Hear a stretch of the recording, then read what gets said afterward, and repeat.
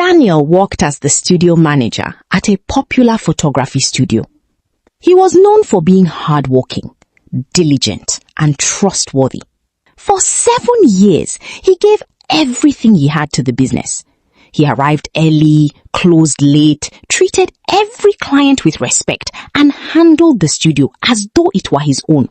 His boss was a kind man, but also very strict. They weren't particularly close, but Daniel believed they had built something far more valuable over the years. Trust. Or so he thought.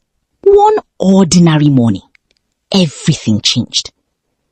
An expensive piece of studio equipment suddenly went missing. Daniel had no idea what had happened. He hadn't seen the item, nor did he know who had taken it. Yet before any proper investigation was done, his boss made a shocking decision.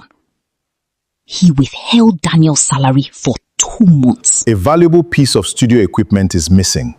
Your salary for the next 2 months will be withheld. Daniel was speechless. Sir, please, I have loans to repay. I have debts waiting. I didn't take anything. But his boss refused to listen.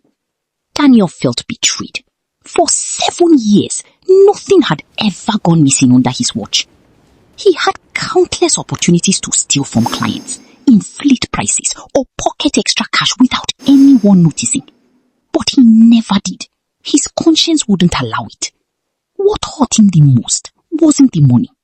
It was the fact that 7 years of loyalty meant so little. Not even a warning. Not even the benefit of the doubt.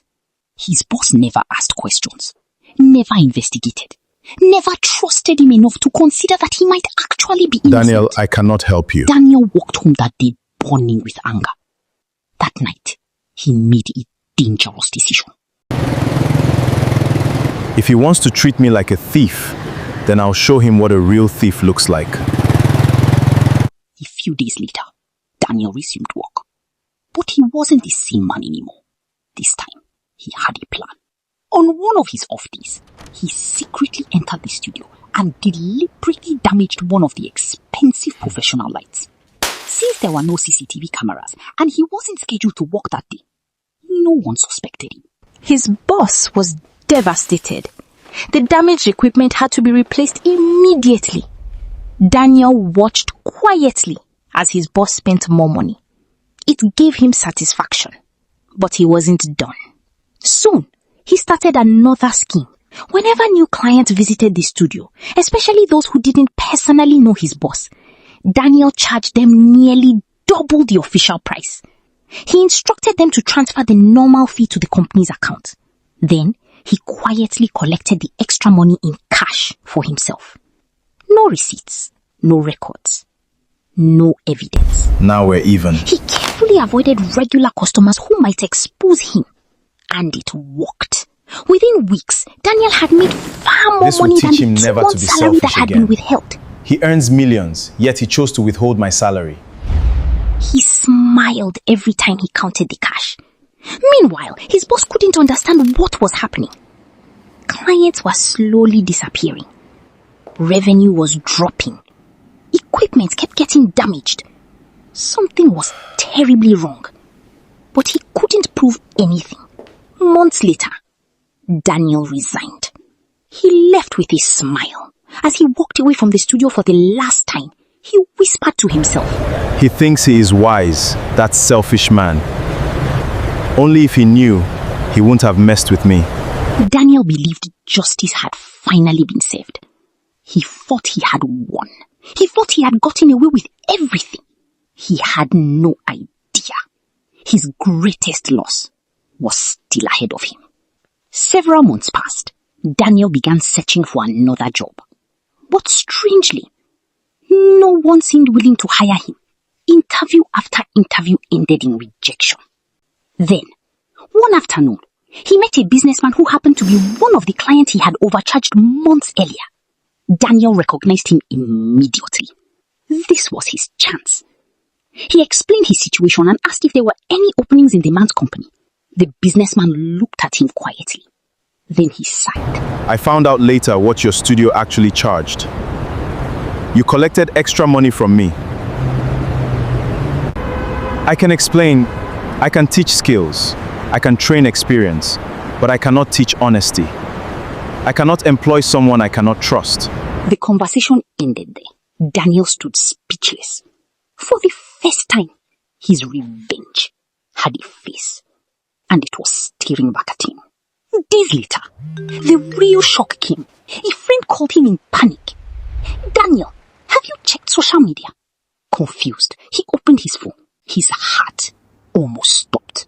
His former boss had finally uncovered everything. Clients had come forward with evidence. Payment records were compared. Former staff members shared their experiences. The entire story was posted online. The post exploded. Thousands shared it. Blogs picked it up. Soon, Daniel's picture was everywhere. Studio manager accused of secretly extorting clients. Beware of this man. Employ at your own risk. Daniel felt sick. He rushed to social media desperate to defend himself. He explained how his boss had withheld his salary. He spoke about the missing equipment. He told everyone how unfairly he had been treated. But no one listened. The comments were brutal. So because someone offended you, you became guilty. You should be glad he didn't call the police to lock you up. Stop blaming your boss for your own decisions. The more Daniel tried to justify himself, the more people condemned him. Only then did he understand a painful truth.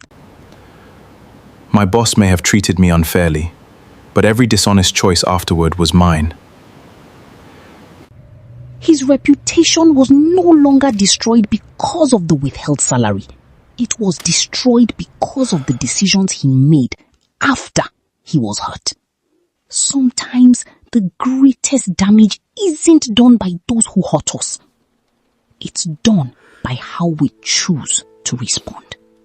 Now, the question is, who was truly at fault? What should Daniel have done instead? And if you were in his position, what decision would you have made? Leave your thoughts in the comments.